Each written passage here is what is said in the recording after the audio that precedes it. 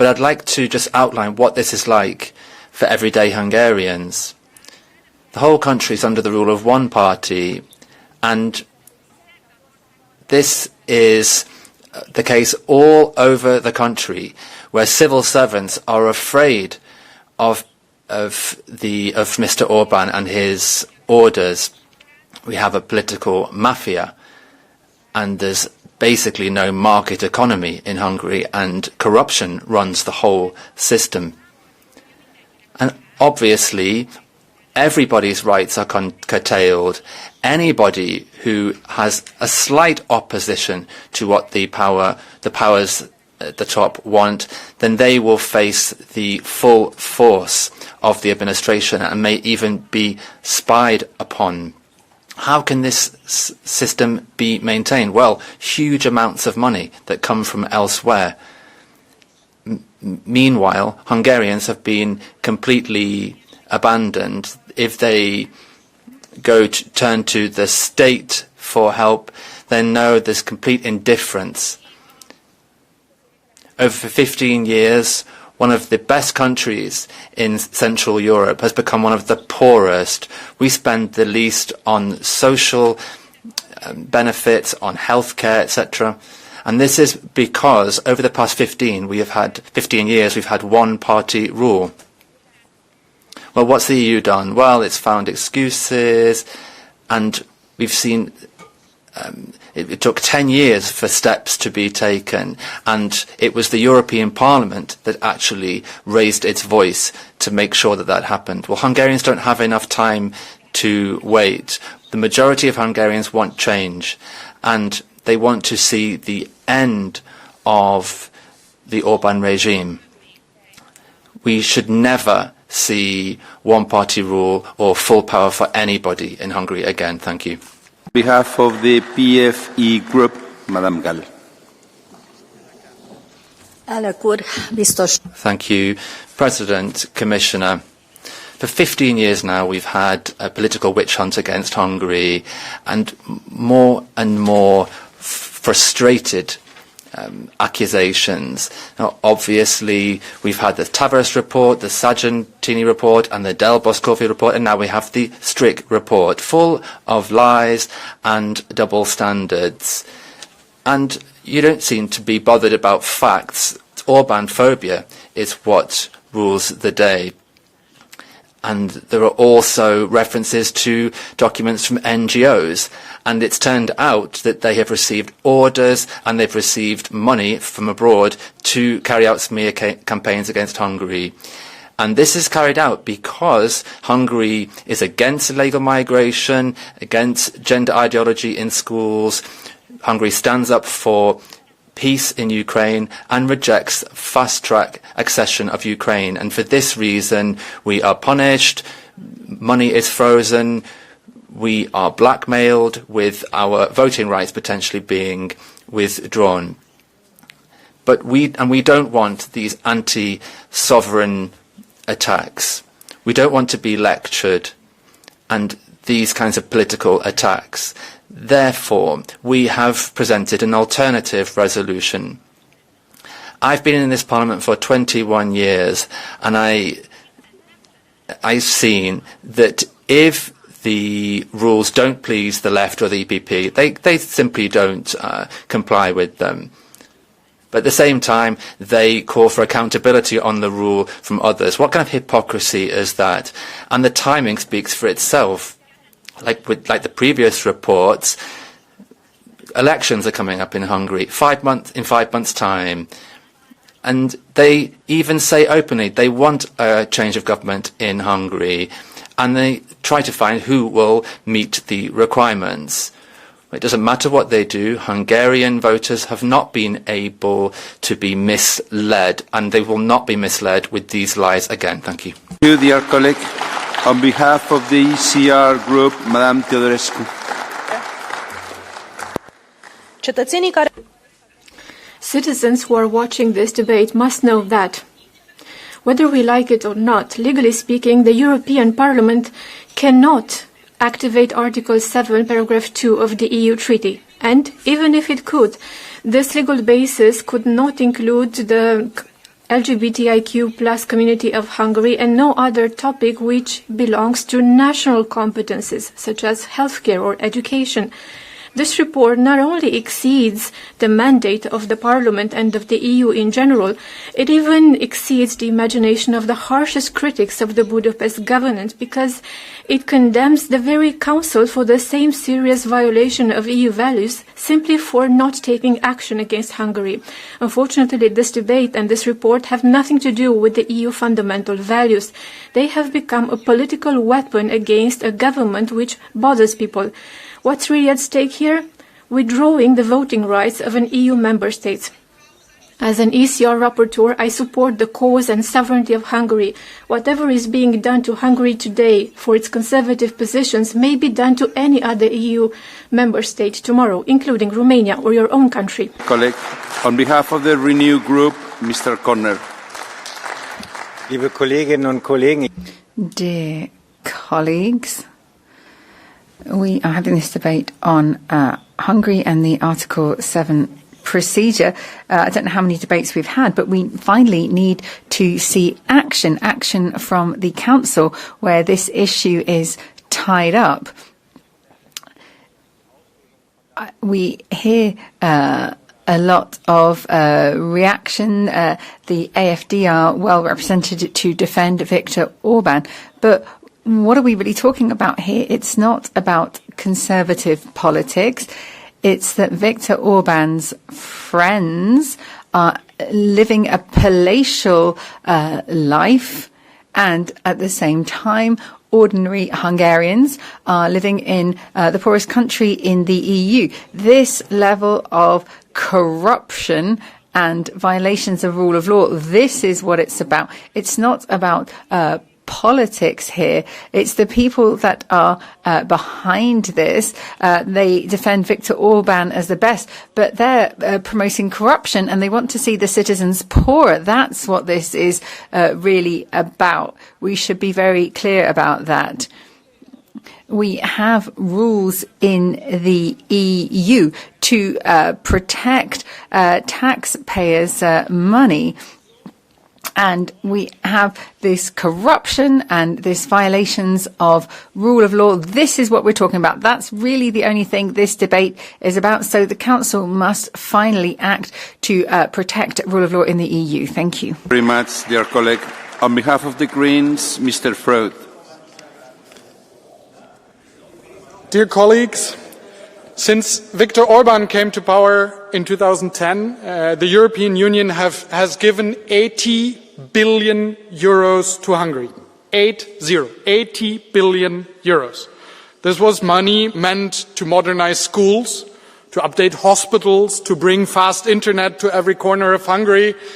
Well, to do all these things that we do with EU money. But if you travel through Hungary and if you visit the neighboring countries, you can actually see corruption in the cityscapes, in the townscapes of Hungary. You can see that these 80 billions have actually not reached ordinary Hungarians, because the state of hospitals, the state of schools, the state of roads in Hungary, compared to its neighbors, is pretty bad. The economic performance of Hungary, Romania has overtaken Hungary, Poland has overtaken Hungary, Slovakia has overtaken Hungary. Pretty much all the neighbors have overtaken Hungary during the reign of Viktor Orban. And that's because you're stealing money on an industrial scale. If you look at the personal wealth of people like Metzaros, his son-in-law, Tiboc, they are becoming multi-millionaires, billionaires. Tiboc has doubled his assets in the last year alone. On behalf of the ESN group, Madame Vordenberg. Well, the lack of political will to tackle corruption and the limited powers of the integrity authority are a cause for deep concern. This is the only line of the text with which I can agree. However, we've seen disappearing text messages, the golden toilet scandal, and therefore it's difficult to believe that you have the political will to tackle corruption. Hungarians are not known for their political correctness, but rather for their insistence on the truth. And in light of that, I have a few comments to make about the report. When a tiny minority imposes its worldview on the majority society, we call that Bolshevism, and we recognise it even when it appears under the guise of the gender lobby. If you believe that protecting children as a priority is incompatible with human rights standards, in our view, that is abuse. In our view, restricting the right of assembly began with the police terror of 2006 in Hungary. You've never spoken out against that. And not with the pride marches that were held under police protection. And at those pride marches, it was the rights of those who demanded that the government enforce laws who had their rights restricted. If the protection of minorities is important for you, then you should speak out against those parts of the Slovak Beneš decrees that discriminate against indigenous Hungarian and German communities. We are also concerned about the violent attacks on Hungarian streets, and this is why we want to bring Ilaria Salis and her Antifa comrades to justice. If you want to make my country safer, then I ask you not to defend the far-left MEP who's been suspected of violent crime next time. We help those fleeing war, but we defend our borders against foreign invasions, and for that you owe us a debt of gratitude. We believe that the most serious restriction on academic freedom is when ideological dogmas are forced upon scientists or academics. But Hungarian academic life survived Lysenkoism, so it will survive gender studies as well. Freezing the funds we are entitled to is blackmail, and the use of the veto by member states does not show a lack of loyalty, but it shows that we are exercising our rights. In our opinion, as well, another thing, after a university is closed, you cannot continue teaching there, especially if it's in one of the most expensive parts of Budapest. And so next time, finally, I'd like to ask you to meet proper civil society representatives next time you collect data. We go on to the second part of the debate now, and Mr. Vasquez Lazara is the next speaker. Thank you very much, President, Commissioner. When we look at the Orban government, it's a lot more than an internal problem. It's a constant threat to EU values and to our democratic freedoms. When one member state disregards its counterbalances, it is not just bad for its citizens, but it compromises all of Europe's credibility. We need freedom of expression, independence of the judiciary, freedom of academia, of people being able to meet. People should be able to love who they want. Slowly, an ecosystem has been built where power is concentrated. Opposition voices are silenced. Now, this isn't a witch hunt, as Ms. Gall said. You don't seem to understand that Europe's value is in the independence of its judges, a pluralistic society, strong institutions and public officials who are never above the law and respect judicial decisions even when it's uncomfortable for them. These are the very essence of our democratic identity, and these pillars make the EU the best place in the world to live. We need to defend that. The Council should not be afraid to activate Article 6 when they believe that these fundamental values are under threat. And the Commission has to fight against this inertia and needs to act firmly to protect these values and the rule of law. It needs to be done in a direct and tangible way. Let me say, Hungary is not the only country that has these problems. In Spain, there was also an issue for leaking of confidential information. We have countries that are going against Article 12. It's important we defend legality, transparency, institutional counterbalances. It can't just be nice words. There has to be actions. Thank you very much. Now, the umpteenth attempt to hit Hungary on a rule of law. This is used by the left as a political arm against those that they don't agree with. The founding values of the EU. What are these values? Green Deal, destroying identity, gender issues, surrogacy. well, we know then De Gasperi, the founding fathers, would defend the Christian values.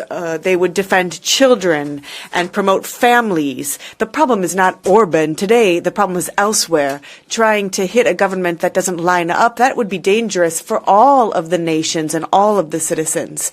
Defending Hungary means today that we defend a sovereign state, one that promotes veritable, real European values and political plurality in Europe, without which we would have a future where we would be standardized, communist, and uniform. You're just talking about money that goes to China and Russia. Now, you're in the non-attached because nobody wants to work with you. I have looked very closely at this rule of law report and what Hungary is being accused of. The child protection law, for example, 90% of voters were in favour of that because we don't want sexualized content to be shown on the street. The LGBTI community shouldn't be dancing in front of young children. That's what we're talking about when you're pointing the finger at Hungary. Madam Khan, Mr. Schipper has the right to follow up 30 seconds. Don't you want to answer him? You have then 2 more blue cards. Don't you accept them? It's not really an issue of friends here. Now, I'm not sure you really have comprehensively looked at these judgments because this would go against your argumentation here. Mr. Schipper, Okay, thank you very much. Madam Khan, Mr. Blaha, you have the floor now. Obracam sa na vás ako zástupca tradične. Thank you. I am speaking to you as part of the Smer Party. We're not part of the Patriots, but we do stand up for Hungary and its national sovereignty. And what we're seeing here is really Brussels-based colonialism. Orban's against migration, and so are we. And when it comes to their LGBT policies as well, we support that. And then now we see the golden toilet scandal in Ukraine. Imagine. And then look at what's happening with NGOs.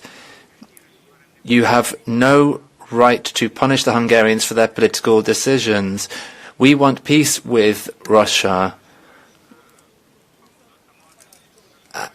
And we saw almost an assassination take place because of this point of view in Slovakia. You are interfering in the electoral campaign in Hungary and you want Orban to lose the elections. Slovakia will never allow Brussels to punish Hungary, and we will do our best to go against those decisions. You have the floor. So how many times are we going to have to continue to denounce the systematic violations of rule of law by the Orban government? It wasn't enough to ban Pride.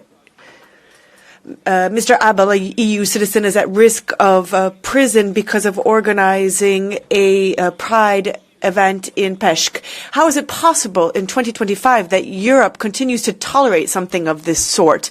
How can we stand idly by when a member state continues to trample on the rules and rights of citizens? How many times are we going to have to stand in this hemicycle and speak out against this shameful practice without the Council and the Commission acting? Meloni, Salvini, Fizzo, they are adopting this illiberal model, and it's slowly encroaching on our rights in Europe, a union that is founded on liberal democracies and the European Charter of Fundamental Rights. This is not dead word. We must trigger Article 7, suspending the voting rights of Hungary and freezing EU funds. For EU rights, there is no compromise, no acceptable compromise. Thank you. Thank you very much. I should like to state that you are hypocrites. Democracy decided this. 88% Orban won. in 2014, 2019, 2024, and you would like to make the decision in the stead of the Hungarians, ex-justice ministers. You do not like the conservative government in Poland, and therefore you take this stance. You don't like the Russian approach. Just a few weeks back, I suggested that we take sanctions, and the left stood up. You were afraid of Schroeder. You would like to lecture Hungary because Orban was against illegal immigration? That is why he won the elections, because he is against harmful ideologies, and that is why he wins elections. And that hurts you. And if you only want to know why, all you're trying to do is find people over there to use to drive divisions in society in Hungary and across Europe. But the fact of the matter is, less people are going to Hungary and more people are leaving. And you should be asking yourself that question. Why are the academics, why are the young people, why are so many Hungarians leaving Hungary to go to other countries within the European Union? I'll tell you why. Because of oppression and economic stagnation, because of Orban and Fidesz and his corrupt cronies. Thank you very much, dear colleague. Mr. Fröhlich, you have the floor. Herr Präsident. President, Hungary, what are those particular values that are being violated right now? We see what's going on in different countries, in Romania, where democracy is essentially being undermined, where elections are being annulled, and no-go areas for children in different countries as well. So all of a sudden, let's not forget that in Hungary, that there were individuals that were killed by Afghanis. So indeed, in Germany and France, numerous different issues which are totally ignored, but you look at Hungary and what's going on there. So you've remained silent on those events in numerous different countries, but Hungary, you've targeted them. National sovereignty, Christian values, protecting the borders, and peace. That's what you're criticizing right now. You're against Orban, you're against Hungary, and you're against the identity of that country and the character of it. It's arrogance, actually, what you're expressing. And it's a socialist dictatorship that was fought against in that country. And right now, what you're implementing and what you're imposing is something similar to that. Thank you. You have a blue card from Mr. Korna from Renew Group. Do you accept it? You have the floor. Vielen Dank, Herr Kollege. Thank you, Mr. Fröhlich, for taking my question. Maybe just one thing from you, because the AfD are always saying that they want to defend German taxpayers. How can you reconcile this with your conscience, this massive level of corruption, these cases that have been described in detail 1,000 times over, that are documented, where a millionaire is saying, I'm rich because God, fortune and Viktor Orban has helped me. Why don't you act against that? Because this is German taxpayers' money disappearing people's dark pockets. Couldn't you waste one single word on that? Mr. Fröhlich. Ja. Nein, Herr Köhler, es ist mir nicht... Mr. Köhler, Mr. Bovendig said that indeed these corruption issues have to be dealt with, but but let's not forget that these particular issues, where money is going from the German taxpayers, there is money going from the German taxpayers for these gender issues, for this gender ideology, for undermining our very, very principles. That's a waste as money as well. So if you're going to look at the waste of money, then look at it elsewhere, not just where you're talking about right now. Please, Mr. Freud. You are not... Yes, please, Mr. Freud. Yeah, please, repeat. It's not your time. Please finish. Monsieur le Président. President, Article 7 shouldn't be about imposing politics on a member state if it doesn't want them. The Hungarian people have had free democratic elections and they can determine their own foreign policy, protect families, and its migrant policies, what happens in its schools, its social security, as it sees fit. The attempts to submit this country to a supranational dictate means that the EU has become an empire, imprisoning European peoples from a bygone age. The state of law, as imagined by the Union, it goes beyond democratic choices. This rule of law for the Union is about depriving the Hungarians of the right to a state. Let's defend a sovereign Hungary against the EU, which is abusing these rights that have been confided in it by the Hungarians.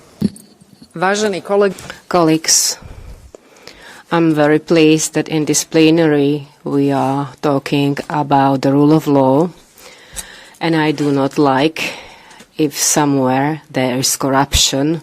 For example, in the last commission, Mr. Reinders was a commissioner. Today he is accused.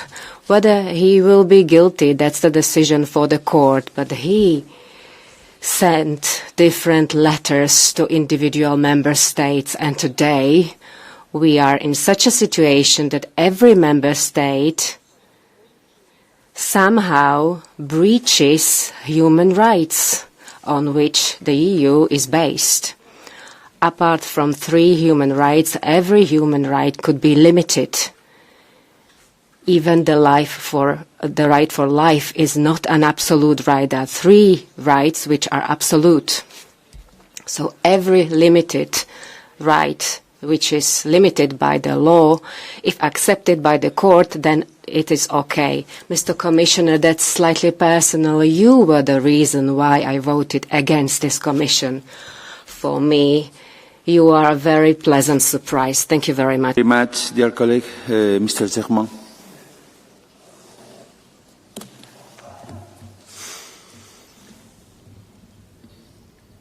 Chers collègues, Colleagues, Commissioner McGrath, Ukraine is trying to defend the fundamental values of Europe. Orban's Hungary is trampling on these values.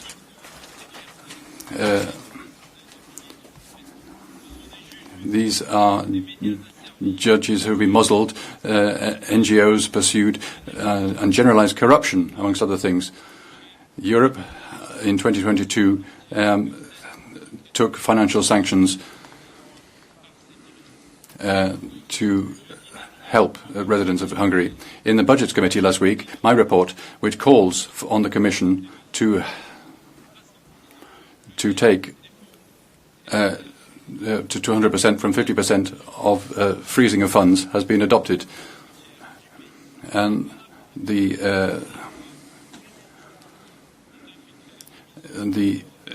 Hungarians have infiltrated the commissions. The Hungarians are holding up the use of Russian assets for Ukraine, and they're holding up the adhesion of Ukraine to the EU, spitting on the Maidan disputes. The hand of Europe shouldn't tremble, and under the treaties they should suspend Orban's right of veto in the European Council. Mr. Stega. Madam Stega. Sorry. Ja, die ungarischen Yes, the Hungarian elections are coming closer and closer, and the EU is doing what it can do best at influencing elections. We're seeing one political attack after another. The EU wants to deploy all its resources to counter the Orban government and its party and allow its puppet to take place. Mr. Magyar, who is a puppet of Mr. Weber. So you want to get rid of the veto right for Hungary to allow armaments and to go to Ukraine. And you silent when Hungary is fighting for peace instead of war, for families rather than other nonsense. It's the interests of Hungary's population that Orban is working. It's not dancing the tune of Brussels. But I can promise you one thing, you're not going to be successful here because the citizens have seen through your tricks. They're going to show you what democracy means, and this EU propaganda manipulation will be rejected out of hand. You have 2 blue cards, one from Mr. Freud from the Greens and the other one from Mr. Brandstetter from Renew. Do you accept them? Jans Brandstetter. Okay. Mr. Brandstetter, you have the floor. Ja, danke. Thank you. Ms. Steger, 2 questions. Do you know how many people have left Hungary between 2015 and 2013? It was actually 400,000 people. Second question, Ms. Kahn said she doesn't feel well in Vienna. Do you know who in recent years which has become the most livable city in the world? And do you know, study what is the safest city in the world? Where is Vienna on that scale? Is Budapest above or below that? Madam Steger. Herr Kollege Brandstetter. Mr. Brandstetter, contrary to you, I know who has put these questions to whom, and I know which is the most livable city in the world. This wasn't the citizens who were asked. This was a stitch-up. I know you have no idea, because you don't have your head to the ground in Austria. You don't know what citizens are saying. It's hundreds of thousands of illegal migrants that are coming. Just go to Favoriten, walk the streets as a woman. You wouldn't feel safe, but you're in the government. You're giving up our independence and our security with your European policies. Nothing has changed in these years that have passed after so many warnings. So it's now time to defend our values in the years to come in a world which is increasingly difficult. We cannot allow ourselves to make any sort of mistakes. There cannot be any slippage whatsoever. Thank you. Psychosis, mental illnesses unknown by those affected and leading to paranoia or schizophrenia. Those who set the agenda have psychosis. The EU, that doesn't talk about Russia, is turning its back on the US and China. The EU has resolutions on human rights, giving lessons to countries throughout the world. And Europe is isolating itself, is talking about international matters. Each plenary sessions we talk about Hungary. It's not psychosis, it's an obsession, an illness. The subject today is the existence of a clear risk of a serious breach by Hungary of the values on which the Union is founded. The Hungarian rulers don't have psychosis, it's a difference with the EU's representatives. That should be welcomed. Long live independent Hungary.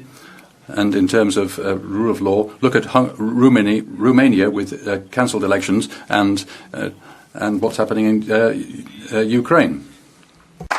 And Mr. Domotor has now the floor. When elections approach in Hungary, then the same thing happens always. The European Parliament prepares a report to discredit Hungary, and yet another debate is held. This is the 34th.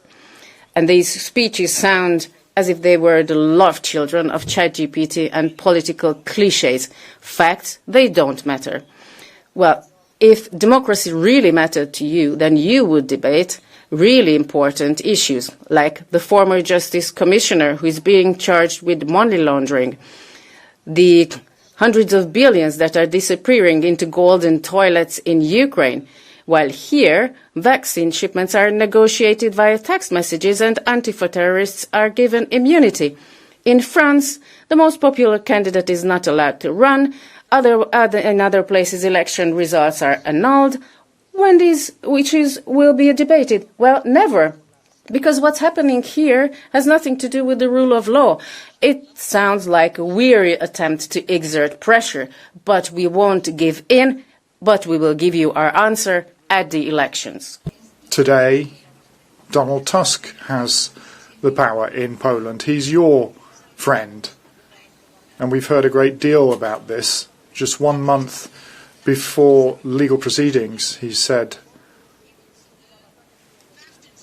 that he should be arrested and that law should be used the way I want it to be used. Madame Fries, seat 32.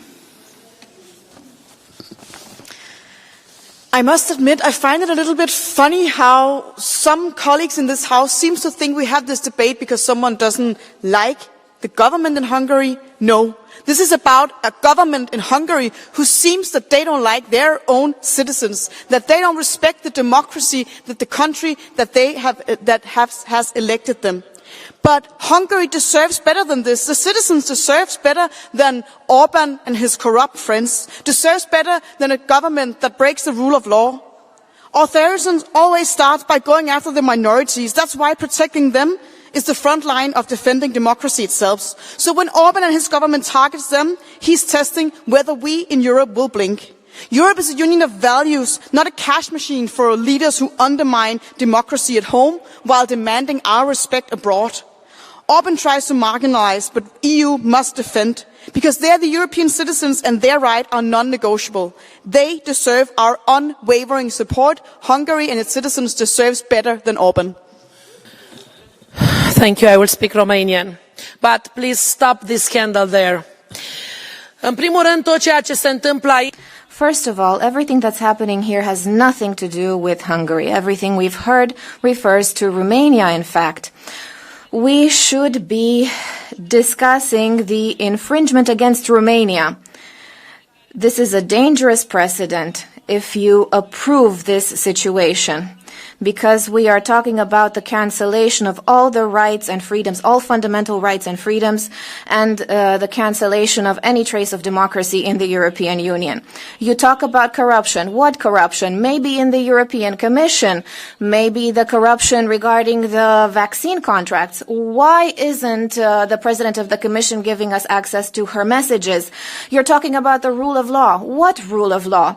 In Romania, you ordered the cancellation of elections. The Socialists and Democrats were talking about the power being held by one person, but that's been happening in Romania for 36 years upon your orders.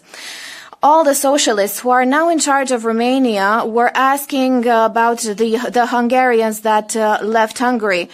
So 10 million Romanians have left Romania since we joined the European Union. Thank you.